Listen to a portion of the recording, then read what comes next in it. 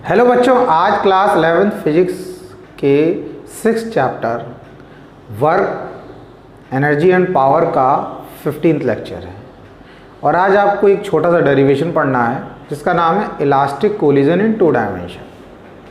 क्या मीनिंग है इसका, पहले मैं आपको वो बताता हूँ कैसे करना है, फिर वो बताऊँ।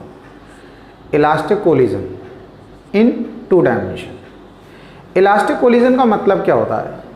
इलास्टिक कोलिजन का मतलब होता है ऐसा कोलिजन जिस कोलिजन में कोलिजन से पहले कोलाइडिंग बॉडी जिनकी टक्कर होगी उनके मोमेंटम का सम कोलिजन के बाद उन्हीं दोनों बॉडीज के मोमेंटम के सम के बराबर हो, यानी कि मोमेंटम कंजर्व रहे। इसका मतलब यही है। दूसरा, कोलाइडिंग बॉडी की काइनेटिक एनर्जी का सम, यानी कोलिजन से पहले जो काइनेटिक एनर्जी उसका सम कोलाइडिंग बॉडी की काइनेटिक एनर्जी के सम, यानी कि कोलिजन के बाद की जो काइनेटिक एनर्जी उसके सम के बराबर रहे। अगर ऐसा हो जाता है तो हम बोलते हैं काइनेटिक एनर्जी कंजर्व रहती है, यानी कोलिजन से पहले और कोलिजन के बाद जो मोमेंटम है उसका सम बराबर है कोलिजन के बाद के मोमेंटम के बराबर। काइनेटिक एनर्जी का सम कोलिजन से पहले बराबर हो काइनेटिक एनर्जी के ही सम के बराबर कोलिजन के बाद के। अगर ये दो कंडीशन कोई कोलिजन सेटिस्फाई करता है तो वो हमारा इलास्टिक कोलिजन हुआ। दूसरी चीज़, इन टू डायमेंशन का मतलब है कोलिजन से पहले दोनों बॉडी एक स्ट्रेट लाइन में जा रही हैं, या ऐसा भी हो सकता है एक रुकी हुई है एक चल रही है, यानी कि एक ही लाइन में है।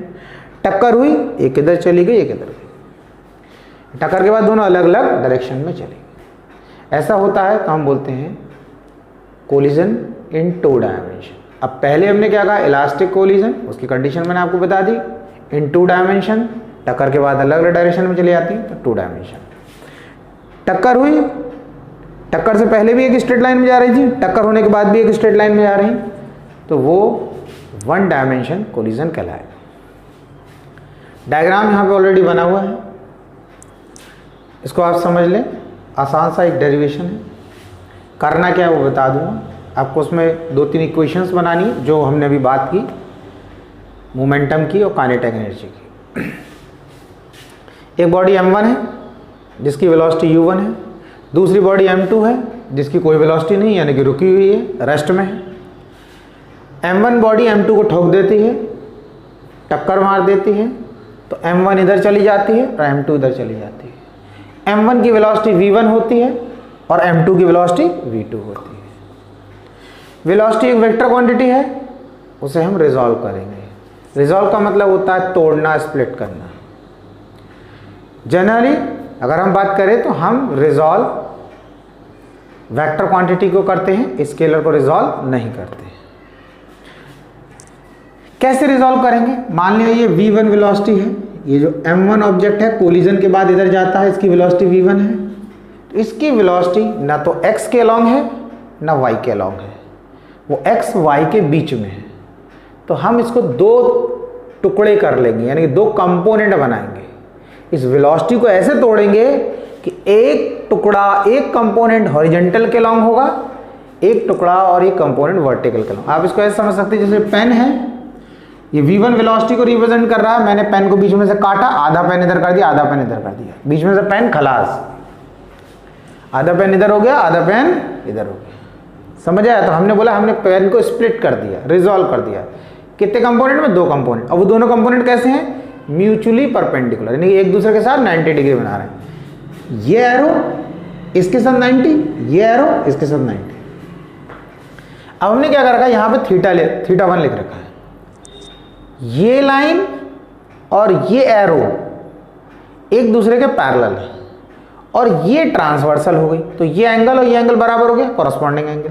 ऐसा आपसे कोई नहीं पूछेगा कि आप बताओ ये थीटा 1 थीटा 2, ओ सॉरी थीटा 1 और ये थीटा 1 बराबर लिख दिया, काय को बराबर लिख दिया, ऐसा कुछ नहीं पूछने वाला। लेकिन आपको पता होना चाहिए, ठीक है? तो क्या हुआ, ये एंगल ये इसके बराबर है।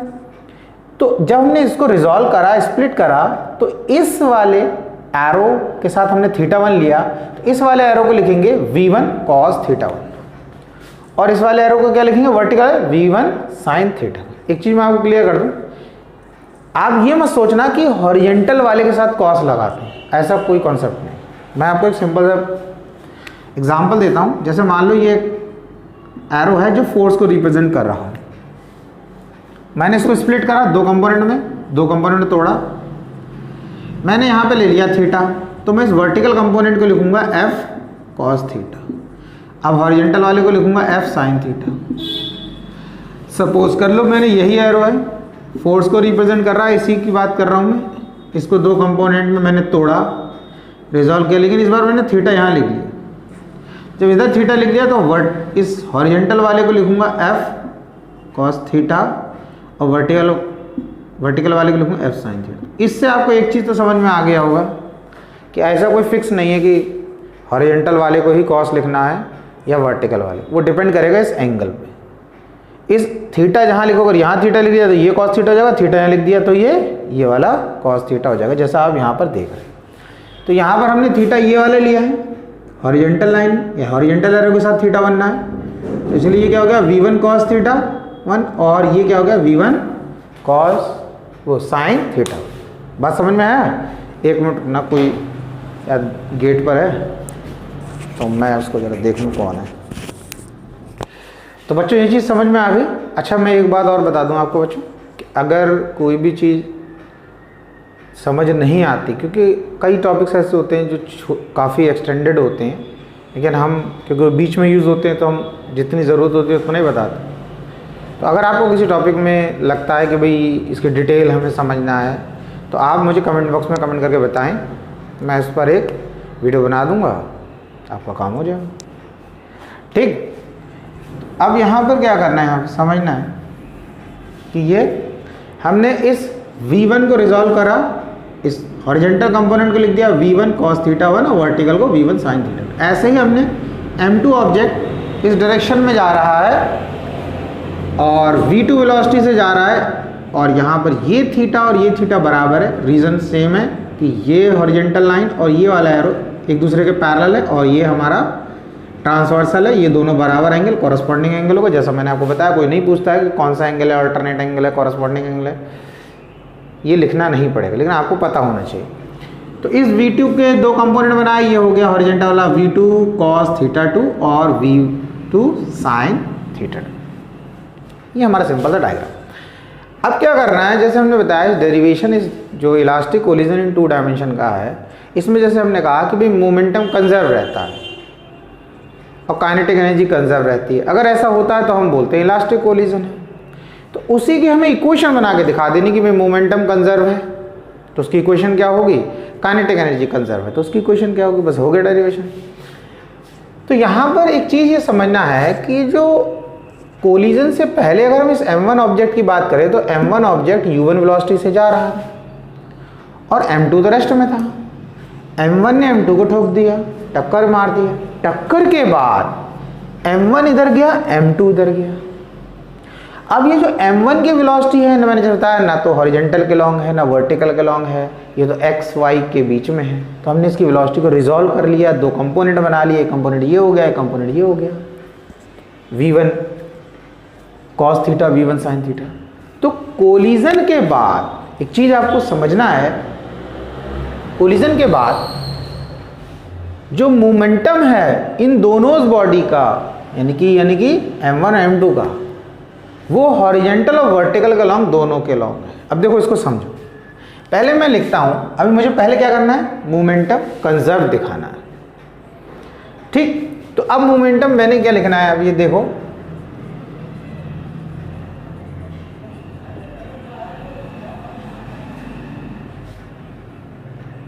along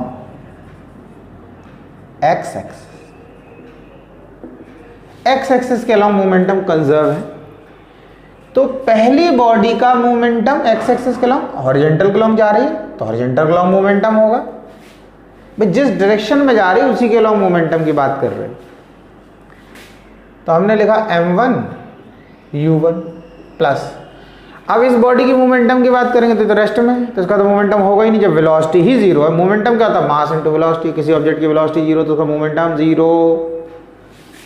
तो m2, अब उसकी इस ऑब्जेक्ट की वेलोसिटी, ये कोलिजन से पहले का केस चल रहा है, ये कोलिजन से पहले दोनों बॉडी के मोमेंटम का हमने सम कर दिया।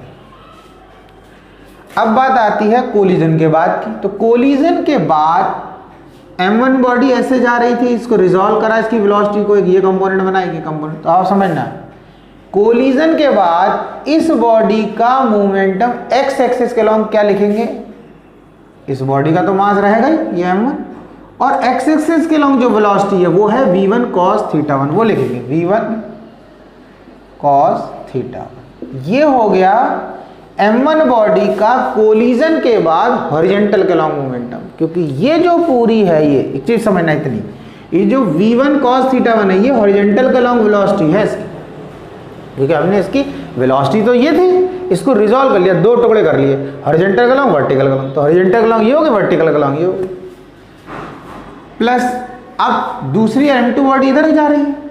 अब इसकी वेलोसिटी को रिजॉल्व करा तो इसकी जो हॉरिजॉन्टल का लॉन्ग वेलोसिटी वो ये है v2 cos θ2। तो हमने क्या करा, इस बॉडी का मास और इसकी वेलोसिटी, बस ये हो गया हमारा, ये हमारी एक इक्वेशन बन गई। अब ये तो आपको पता है, ये तो ये टर्म जीरो हो जाएगा, हम इसको क्या लिख सकते हैं, m1 u1 equals to m1 v1, ये तो पूरा एज इट इज लिख दो, m2 v2 cos θ2।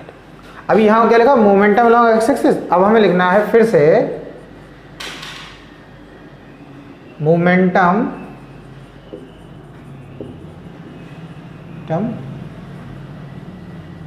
along y axis, y।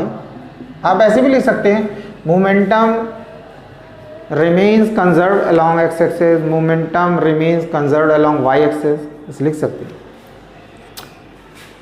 अब क्या करना है, फिर इस बॉडी का वर्टिकल के लॉन्ग, y एक्सिस के लॉन्ग, वेलोसिटी की बात करें तो y एक्सिस के लॉन्ग तो जा ही नहीं रही है, ये तो हॉरिजॉन्टल लॉन्ग जा रही है, तो इसका वर्टिकल के लॉन्ग मोमेंटम तो जीरो हो गया, क्योंकि मोमेंटम होता मास इनटू वेलोसिटी। अगर वर्टिकल के लॉन्ग वेलोसिटी होती तो मोमेंटम होता, है नहीं, वो जीरो। प्लस दूसरी वाली बॉडी की, ये तो रेस्ट में ही है, तो जब रेस्ट में है तो इसका भी मोमेंटम जीरो। अब कोलिजन के बाद ये वाली m1 बॉडी ऐसे जा रही थी और इसकी वेलोसिटी को रिजॉल्व करा, एक हॉरिजॉन्टल एक वर्टिकल कंपोनेंट बना। तो इस वाली बॉडी का, यानी कि ये जहां पहुंच गई, कोलिजन के बाद वर्टिकल के लॉन्ग कितना मोमेंटम होगा, तो मास तो इसका m1 है, वर्टिकल के लॉन्ग वेलोसिटी कितनी होगी, v1 sin θ1, ये होगा। समझ आया। और अब दूसरी बॉडी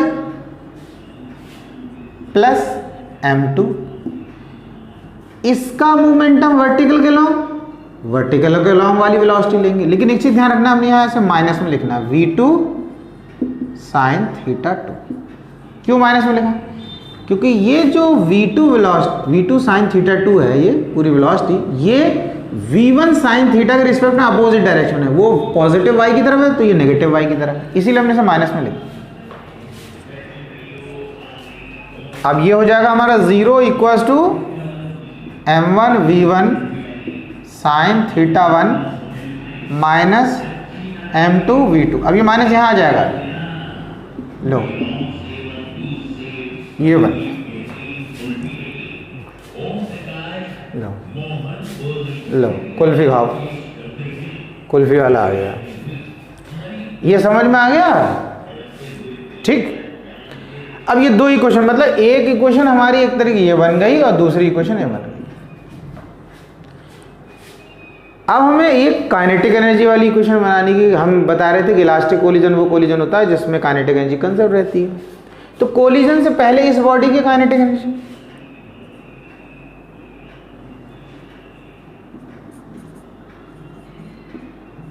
ये हो गया हाफ mv² होता है। अब इसकी वेलोसिटी क्योंकि u1 है तो u1 लिखना है।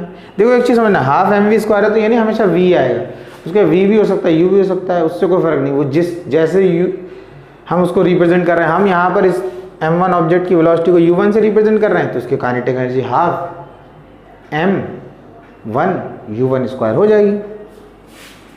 प्लस इस बॉडी की काइनेटिक एनर्जी तो रेस्ट में है तो उसकी तो 0 हो जाएगी। कोलिजन के बाद m1 की काइनेटिक एनर्जी, तो अब ये देखो ध्यान देना है, हाफ m1 v1²। ये वाली वेलोसिटी ले ली। अब यहाँ पर क्या होता है, जैसे हम लिखते हैं, अभी एक चीज़ बताऊंगा, एक पॉइंट हो। अब कोलिजन के बाद इस वाली बॉडी का kinetic energy half m2v2 square. अब दिमाग में क्वेश्चन आ रहा होगा कि भाई इसमें ऐसा क्यों कर दिया, इसमें डायरेक्ट कर दिया, तो ऐसे ही मोमेंटम वाले में भी कर देते।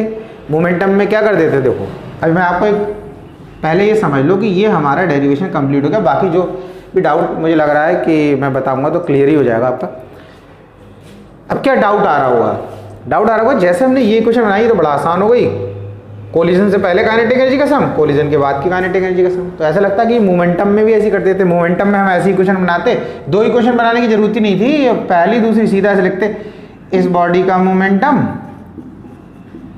दूसरी वाली रेस्ट में मान लिया, चलो ठीक है, हमने उसका तो जीरो ही है वेलोसिटी। कोलिजन के बाद momentum m1 v1 plus m2 v2, ऐसा कर देते। ऐसा लगता नहीं लगता कि भाई इसी तरीके के क्वेश्चन बना देते, कोलिजन के बाद वेलोसिटी थी ऐसे, और ये एक सिंपल सी इक्वेशन बन जाती है हमारी, m1 u1, ये तो जीरो हो गया, और m1 v1 plus m2 v2। पर ऐसा नहीं करा हमने, मतलब ये जो है ये काम हमने नहीं करा, हमने तो ये इस तरीके से दो दो इक्वेशन बनाई। इसलिए ऐसा करा क्योंकि मोमेंटम जो है वो वेक्टर क्वांटिटी है, और जो वेक्टर क्वांटिटी होती है उसे हम रिजॉल्व करते हैं। अब रिजॉल्व करते हैं, क्या करते हैं उसको थोड़ा समझिए कि जब ये ऑब्जेक्ट इस डायरेक्शन में जाने लगा, यानी कि टक्कर होने के बाद ये ऑब्जेक्ट m1 ऑब्जेक्ट इधर गया, m2 ऑब्जेक्ट इधर गया, ना तो ये m1 ऑब्जेक्ट x के लॉन्ग गया ना y, ये तो बीच में चला गया। तो इसकी वेलोसिटी को हमने रिजॉल्व करा, क्योंकि वेक्टर क्वांटिटी है ना मोमेंटम, वेलोसिटी तो वेक्टर है, उसे रिजॉल्व करा। जब वेलोसिटी को रिजॉल्व कर लिया तो हॉरिजॉन्टल के लॉन्ग भी मोमेंटम आ गया, वर्टिकल के लॉन्ग भी बॉडी का मोमेंटम आ गया। इसी तरीके से इस केस में किया, तो हमने इस बॉडी का मोमेंटम हॉरिजॉन्टल और वर्टिकल के अलॉन्ग अलग अलग इक्वेशन बनानी है, क्योंकि ये एक वेक्टर क्वांटिटी है। काइनेटिक एनर्जी एक स्केलर क्वांटिटी है, इसीलिए उसे रिजॉल्व नहीं करें, उसे रिजॉल्व नहीं करें। वो जो भी वैल्यू है उसको एज इट इज हम लिखते। तो हमने काइनेटिक एनर्जी की इक्वेशन बनाई, एक ही इक्वेशन बनाई, बस समझ आया। अगर ये मोमेंटम भी स्केलर होता तो हम इसे भी रिजॉल्व नहीं करते। जैसे हमने यहाँ दो दो इक्वेशन बनाई है कि हॉरिजॉन्टल के लॉन्ग अलग कंजर्व की इक्वेशन बनाई है, वर्टिकल के लॉन्ग अलग कंजर्व की बनाई, अगर ये मोमेंटम स्केलर होता तो हम इसे भी रिजॉल्व नहीं करते। ठीक, तो आपको क्या करना है, आपको सिर्फ इतना ही करना है, बस ये 3 स्टेप लिख के दिखा देना है और ये आपका डेरिवेशन कंप्लीट हो जाता है। और डायग्राम ज़रूर बनाना है, ध्यान रखो डेरिवेशन में जहाँ पर भी डायग्राम बनाए तो आप डायग्राम सही से बनाएं, और उसमें जो लिखना है, जैसे यहाँ पर रिजॉल्व कर रखा है v2 वेलोसिटी, v1 इसके कंपोनेंट, तो ऐसे आप उस डायग्राम को प्रॉपर बनाएं। और न्यूमेरिकल में तो ये होता है कि अगर बोला ही है तभी उसमें बनाना होता है, अदरवाइज आपको न्यूमेरिकल करना है। जनरली न्यूमेरिकल में ऐसा नंबर नहीं आता, ज़्यादा डायग्राम बच्चा बनाता है तो वो अपनी सेल्फ अंडरस्टैंडिंग के लिए बनाता है, पर डेरिवेशन में आप ज़रूर बनाएं। तो आप नोट कर लें, और नेक्स्ट वीडियो मिलेंगे नेक्स्ट टॉपिक के साथ। Okay, bye bye.